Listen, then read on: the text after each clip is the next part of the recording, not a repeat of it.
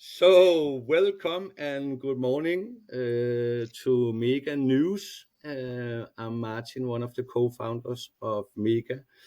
I have invited today on our Mega News podcast update some members from my C-level team to actually give you some insights and explanation about where are Mega now in our journey, where are we heading, and also because we have some big news actually to share with our customers, with all of you out there, because we are now launching our new platform and I am super excited. We are all super excited. We have been on this journey for a long time now, and long time, and now everything fall into pieces, and we are now launching something that I am super excited and super proud of. So welcome to Niels, our COO. Welcome to Dr. Anders Oland, our CAIO, and you are the one with most speaking time today, because what you have been working on and building in your team is some of the things that we are highlighting today. My dear partner, Mega CEO Peter Jensen, is also joining us for a short update today. So in the next 20-25 minutes, we want to give you some updates where we stand on the journey we are heading. We want to actually do some testing on and showing you our new product. Dr. Anders Oland have promised us today to do a little live call so you can hear some of the things we are working on. But with that introduction, and welcome to all of you participants today also. Peter, my dear partner, 1.5 years we have been building, and now we are here on what I see as a new beginning, new thing in the market we have been working so hard on. Can you tell me a little bit about Mega? Just some headlines. What is it actually we are building? Because there's a lot of AI voice bots out there. Everybody is talking about these different agents. There's what we are talking about, horizontal platforms and vertical platforms. A little bit about our background. Why did we choose collection, and why did we choose to be so vertical that we are today? I totally agree that it has been a long journey, and really looking forward for this moment. So I think we very early decided to focus only on debt collection and go very, very deep into the vertical. And I think it's a really good use case for many reasons. For the first, the debt collection agencies or the enterprise that are doing debt collection have huge call centers. We both have a background from call center industry, so we really, really know both from an inbound and outbound perspective how that works. And we can really help optimizing the whole process. I think if you look at many of the tasks inside the call centers, we see a lot of repetitions. So it's a job where the attrition used to be high. So many call centers see 8 months, at least maybe 12 months, but a rather short time, and then the employee leave and they have to rehire. So the attrition is high in the call centers.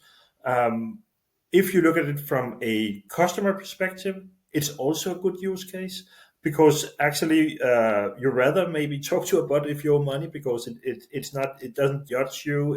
You can have a really honest conversation, and also this is a conversation you have to take. If you don't take that conversation, that will have legal ramifications. So you will take that conversation, right? Or at least many people will. So I think that for us, seeing, okay, let's take the use case and only focus on debt collection, and then build in all the things that is needed within the debt collection industry to make this a huge success from 3 standpoints. So connection rate, first of one, the conversion rate, and customer satisfaction. And I think this is kind of the crucial. We need to nail that, and we can do that only because we are so vertical in our thinking. I think it was a good explanation, and it also shows again everybody sitting there as an operation manager running inbound, outbound operation in a collection space. It's a skilled job. We know it from our call center background. This is a big assignment. It's a skilled job. You need to deploy the right personnel, the right personalities. You need to give them the right skill set to handle a collection conversation. It's not the same as a sales conversation. It's not the same as technical support conversation. It's a collection situation and conversation. And that is an artwork of itself. Of course, that's why there's existing big skilled collection companies. So to go that deep is also of respect of the assignment that you are here to do. And I like the fact that conversion and connection rate and customer satisfaction, that is our world. It has been all of our worlds for the past 20 years, because we come from operation. So thank you for sharing a little bit about that. Now we are launching, we have huge enterprise clients. Some of the demands and where Mega has been on a parallel journey besides what Anders have been building is our compliance. Our enterprise clients demand compliance. We are also in a space of collection, sensitive data, etc. Compliance is everything. We actually came to love compliance. Can you try to give us a short update of where are we compliance-wise? Why is that important? And where are we going? And after that, it's over to hear a little bit what Dr. Anders have created for us or prepared. So I think compliance is kind of two things. So what I will talk about is our compliance frameworks, and then there's a lot of compliance inside the AI agents and how that works. And I think I will let Anders talk about that. But from our perspective, so what we need obviously as a baseline is our ISO 27001. And we have that in place right now. For all our US customers, we need a SOC 2. Type 2, and we will have that within the next month probably. So we are on a journey, and this is only kind of the start, and we can kind of see all the things that we need to add over the next period, and we will do that. So we have an entire compliance map that kind of where we can see what will we do the next year, and as you said, we actually love compliance now because we can see how important it is, and we can see how important, for instance, when we are rolling out in UK, that we can deliver a secure data where data is processed within UK, stored within UK, and obviously the same for EU and the same for US. So and we can do that, and I think this is extremely important for all of our clients. Niels, you also said normally you can say with our clients in onboarding when you're starting that process with them. I know compliance is some of the most normal questions to get security. How do you handle data? Where is it stored, etc. So it's a normal thing for all our clients. They expect of us that of us, and you are also normally coming with asking the clients, what do you expect now? Where do you see this journey? Many of our collection clients, they have multiple different clients, some utility companies, some credit card companies, some are banks, all different kind of demands, etc. So that's a part of your process also with the client. Yes, definitely. No two customers are the same, and the more we learn about this process, the better we get at handling our different customers' demands and needs. And it's a really exciting journey for us. So we want to make sure that every time we take on a new client, that we really get in deep with them, because it's not just like it's not a sprint, it's a marathon. We start off by taking a really deep dive conversation, 2 hours, just really getting to know their company, finding out what are their success criteria, what works for them, what doesn't, how can we help them improve in their company, and how can we help them take some of those most tedious tasks from the call center and load that onto our voice agents so that their human agents can actually do what they're best at, conversation, helping out their customers. Some of the most important thing, as we whole talk about, and that be also maybe the header we come back to, Niels, around some more onboarding process. How is that looking like that you touched a little bit upon here? But this is actually how we go into every conversation. How does success look like? How does our AI agent support humans? The human staff that works with our clients best possible way, and that create. That need to be creating of skill sets. You need to train your AI agents to do those things, to do those assignments, to have respect for the process that we go into. Dr. Anders Oland, you have been building and building and building. We are now launching a new platform. Can you try to tell me a little bit about the thoughts behind that platform? Why was it important? You said something to the group a long time ago. We need to go this way. We need to guarantee our clients that when our bots or agents go live with conversation, it stick to what it needs to do. It never go out of scope. It always are compliant. Some of the elements, and we said, you turned and flipped everything a little bit around. Can you try to give us, the audience, a little bit about background about that journey and why, and then maybe show us a little bit what you have been building? Of course, my pleasure. And yeah, so obviously, as if you said already, it's a highly regulated space, so you need to be careful what you do. And that's a problem with AI. With these large language models, if you don't need to spend a lot of time following this whole area to realize that there's something called hallucinations or confabulation, right? That's a huge challenge. Yeah. And they might behave well 99% of the time or 99.9, but if you make 10 million calls, how many calls can you afford to make as a business where it says something racist or talks about weapons or something political or whatnot, right? I mean, I'm guessing not that many, right? So what I've seen in observed with our competitors that they like, oh, we have test suites now because hallucinations, so you can test it. And so what I decided to do with our AI agent is just, let's just eliminate that. Let's just make it impossible for the agent to hallucinate, and that's what we did. And that's a guarantee. And you can, any customer who wants to check this for themselves, they can send someone to audit our code and our system, and it will be very easy to show that this is in fact the case. And also I want to add that we have eliminated all kinds of sources of bias in decisions that an agent might make. So every decision is completely compartmentalized. So for example, if it wants to make a decision about offering installments to a client, it doesn't know the customers or the debtor's name or ethnicity or actually even how much that person owes. It doesn't know anything about it. It's just based on whatever the user responded in the conversation. Our system is hyper specialized and hyper optimized for debt collection, right? And that means that we can simulate what you actually do in call centers is that you have a script, right? So and we can guarantee that it will follow that script. Worst case scenarios in our world is not that it starts talking about politics or whatever.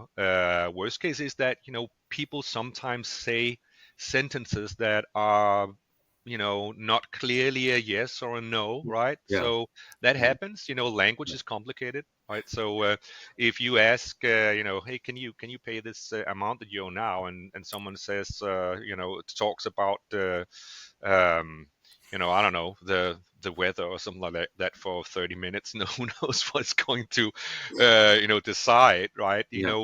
What it should decide and what it's sort of trained to decide is that to respond, I'm sorry, I didn't get that. Can you pay this amount that you owe now? Yeah. Right. So it does what it's supposed to do. Yeah, And exactly.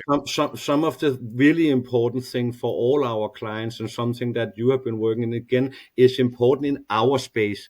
Not necessarily if you do sales calls or customer service calls, but in our space, IDV, identification of the person you are calling to. If I call you, Anders, I need to be sure that you are you and not your brother that is picking up the phone. I am not allowed to state that you owe any money if it's not you. If I'm not certain that it's you. Yeah. How have you fixed that? Well, so again, it goes back to the system being very controllable and sandboxed and scripted, right? So you can give us a script and we will implement that script and it will follow it completely. Whereas what our competitors are doing, which is a very sane thing to do, if you want to create AI voice agents for general purpose stuff, Yeah. right? That's not the business that we're in. But then what they do is basically you write a prompt and then you plug in someone talking on the phone, and you transcribe it, and that's what's go. It's kind of like just chatting with ChatGPT, which most people have tried these days, right? And then whatever ChatGPT or the LLM spits out gets turned into speech audio sent back, and that's how it works, right? Great. Yeah. But everyone knows that this is extremely risky, and making that robust with that approach is impossible.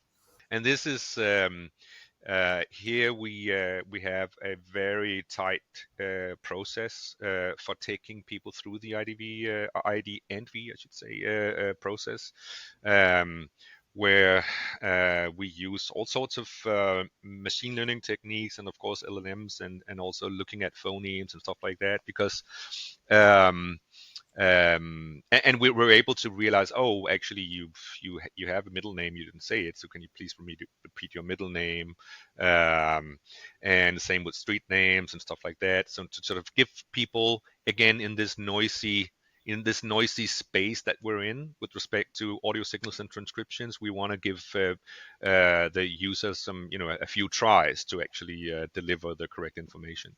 Yeah. So that is completely scripted. It will never wear off and do something else and allow the conversation to continue if you're not verified.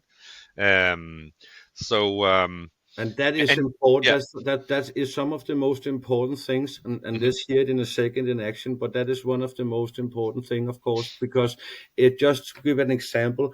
If that is not like 90%, we can maybe how many people can we get through that process? If that's 80 or 90%, and always 100% that when we transfer and saying yes, it is the right person, that's a big difference from if you say 40 to 50% because you could not hear the names properly, the accents properly, etc., etc., and then you need to have to transfer that call to a human because you are not able as an AI agent to identify who you talk to. So that's a huge difference when we are talking about the purpose why we are here, to actually take a lot of that traffic away from the humans. So with Yes. that said, Anders, let's try to give it a call here Right. and hear a little bit how is it working. After that, Niels, I have a few questions for you about how do we actually succeed afterwards with a client when we have onboarded them, and with my word in mind, we are not a vendor, we are a partner. We come back to that. Anders, we're looking forward to hear what you have been doing with a live call now. All right.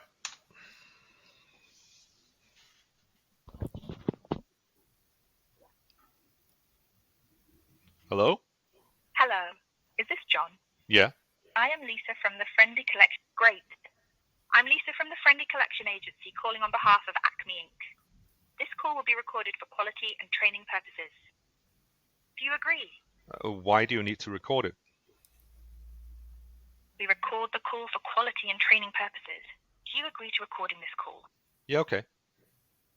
Thank you for agreeing. First, we need to verify your identity. Excuse me. Please tell me your full name. Yes? Who are you calling from? I am Lisa from the Friendly Collection Agency calling on behalf of Acme Inc. To proceed, we need to verify your identity. Please state your full name. Okay, my full name is John Smith. Sorry, but I need your full name, please. Sorry, it's John Paul Smith. Thank you for confirming your name. Please tell me your house number and street name.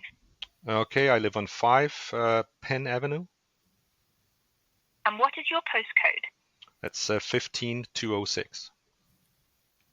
Thank you for confirming your address. Your outstanding balance with Acme Inc. is £245.50. Are you able to settle this amount today? Excuse me, how much? I'm sorry, £245.50. Are you able to settle this today? I'm sorry, I can't. I just lost my job. I completely understand. Another option is to split the payment into 4 monthly installments of £61.39, starting from next month. Would that work for you? Could I get 10 installments? I am only allowed to offer you 4 installments. Would you like to talk to a human representative about a different installment plan? No. Okay. Would you like to pay in full then? Yeah, okay. Thank you for agreeing to the installment plan. I will send you a text with a payment link shortly. Okay. Thank you so much and have a good rest of the day. Goodbye. Bye. Anders, wow. Yeah, you must give applause. Very Some of the impressive, things yeah. I just want to highlight here before we are moving over to you, Niels, is ultra low latency is not existing anymore. That has something to do with connection rate, conversation rates, how you convert a client. What is the experience that you are putting the clients in when you are calling them? Super fast, empathy, want to create solutions, transfer to a human when that is needed.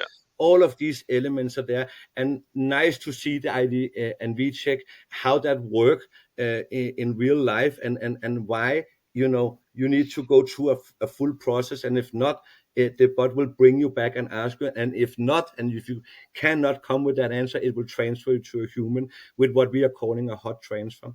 Here at the end, thank you so much, Anders. Very, very inspiring to hear. We're looking forward to showing you Thanks. a lot more of that over the next coming months.